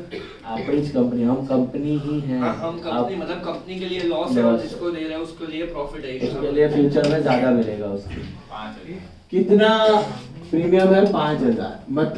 मतलब company के point of view से उसको future में कितना चुकाना है? ये दोनों लायबिलिटी है उसका. Are you understanding? ये दोनों लायबिलिटी है. 1,05,000 चुकाना है. एसेट कितना आया? 1 लाख. और ये लॉस किस प्रकार का एक्सपेंस है? डेफर्ड. ये भी डेफर्ड, ये भी डेफर्ड. ओके, दोनों डेफर्ड ही है. नरेशन क्या होगा? Same. Being issue of 1008% debentures at discount of 5%, नहीं, at par repayable at 5% premium. Repayable at 5% premium. Same thing, copy from the question. Same thing you have to copy from the question. Third one, issued at premium of 10%, repayable at par. Why the hell will it issue at premium? Low rate of interest. And this premium is what for the company? Profit. Security premium. That is a reserve of the company. This premium is a liability. फर्क है premium में. Premium on redemption is a liability for the company. चुकाना है. Whereas security premium चुकाने की जरूरत नहीं है. वो आपका profit है. अब क्या पूछा है? Issued at premium, repayable at par. पहले issued at premium, what is the entry? Bank account debit to what? Bank to what? 8% debentures account to what? Securities premium account. बराबर छे. Bank to debenture to premium. Now what is the premium here? 10% है. 10% premium है, तो I think bank में आएगा 1000 into 110, 1,10,000. Debenture में face value कितना? 1 lakh. And security premium 10. मतलब आप डिबेंचर होल्डर को क्या बोल रहे हो? You give us 1,10,000, we will give you 1 lakh in future. 10 आपका प्रॉफिट है. बट कौन ऐसा करेगा? अरे क्यों करेगा ऐसा इश्यू? क्योंकि market rate of interest is lower, इसलिए आप प्रीमियम पे डाल रहे हो. क्योंकि वो बंदा को पैसे तो इन्वेस्ट करना है, कहीं और करेगा तो उसको इंटरेस्ट कम मिल रहा है, आपके डिबेंचर की तरफ ही आएगा ना वो डालने के लिए। मार्केट रेट ऑफ इंटरेस्ट कम है तो आप प्रीमियम का ऑफर करो, सिंपल। क्या लिखोगे? Narration being issue of 1008% debentures at premium of 10%, repayable at par. If it is repayable at par, should you pass that extra entry loss to premium? अभी fourth वाला पढ़ो। Issued at a discount of 10% and repayable at a premium of 5%. Why do you issue a discount at first place? Market rate of interest is higher. And why it is promising a premium of 5% in future? What is that 5%? वो क्यों दे रहा है company? ऐसे ही 5% premium क्यों offer कर रहा है? What is that 5% extra premium? Premium redemption होता क्या है? It's your own interest, थोड़ा कंपाउंड होके दे रहा है, समझा? आपका खुद का इंटरेस्ट थोड़ा कंपाउंड होके मिल रहा। तो यहाँ पे क्या एंट्री बनेगी? पहले इश्यूड एट डिस्काउंट की क्या होगी? Bank discount to debentures, bank discount to debentures, और फ्यूचर का प्रीमियम भी है तो लॉस टू प्रीमियम। तो कंबाइंड एंट्री क्या बनेगा? Bank account debit, then what? Discount on issue of debenture debit, then what? Loss on issue of debenture debit to 8% debentures to premium on redemption of debenture. Is this clear? In fact, since यहाँ पे double खर्चा हो रहा है company का, discount और loss दिख रहा है, both are which type of expense? ये दोनों को कंबाइन करके लॉस अकाउंट में डाल सकते हैं, लॉस और इश्यू। डिस्काउंट और लॉस दोनों को मर्ज करके एक common account, that is loss और issue, you can put it under that. Okay, चलता है वो। मॉड्यूल में किधर किधर कंबाइन किया है, किधर किधर अलग है, तो अलग करोगे तो भी चलेगा। अभी मुझे बताओ, पहले तो डिबेंचर में फेस वैल्यू लिख लो, कितना है? 1 लाख। अभी इश्यू का डिस्काउंट कितना है आपका, बताओ? 10% है इश्यू का डिस्काउंट, तो डिस्काउंट कितना होगा? 10,000, और बैंक में कितना आएगा? 90, और loss to premium, future redemption का प्रीमियम कितना है? 5, इधर भी 5 और इधर भी 5। ये प्रीमियम क्या है कंपनी के लिए? ये प्रीमियम लायबिलिटी, बट ये प्रीमियम क्या है? Reserve. This is reserve, profit. This is an internal liability, this is an external liability. Debenture क्या है कंपनी के लिए? लायबिलिटी। ये लॉस और डिस्काउंट किस प्रकार का एक्सपेंस है? Deferred revenue. एसेट में दिया है, थोड़ा थोड़ा राइट ऑफ होगा, और bank is an asset. Narration वही रहने वाला है, being issue of 1008% debenture at discount of 10%, repayable at premium of 5%. Is this clear? Hello. Gadi. Try the next two. Come on. Try the next two quickly. Wait. नहीं. Try the next two quickly. हो गया भाई। 2 minutes. सबका हो गया? Try the next two fast.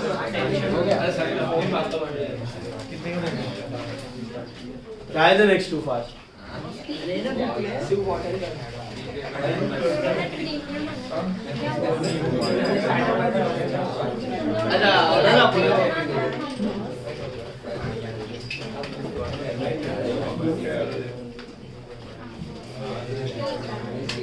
चार लोग नहीं आए।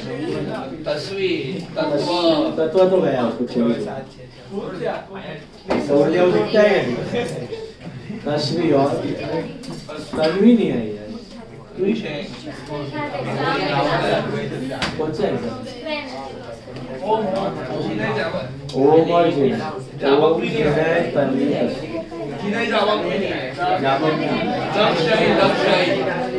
तो आया ना।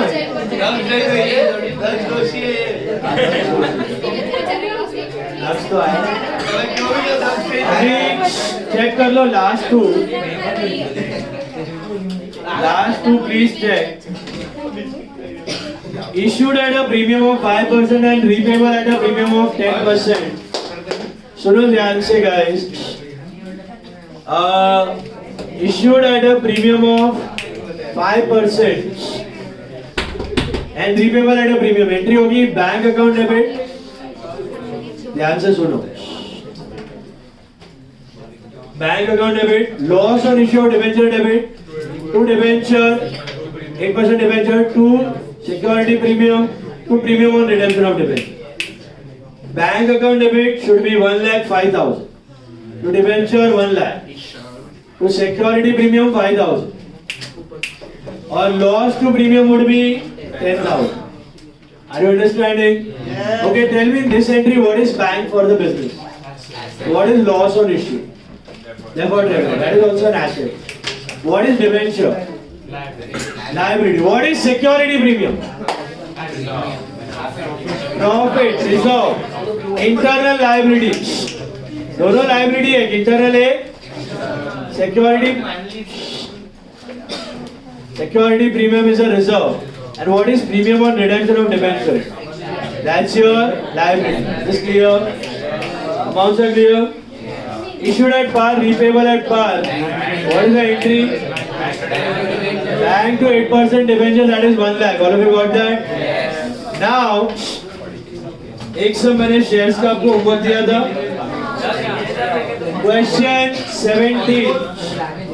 Question 17. That's for homework. मिला? Next class more difficult sums of debenture. 17वां सम होमवर्क है. इज्जत से करना है, सीए करना है तो. चलो.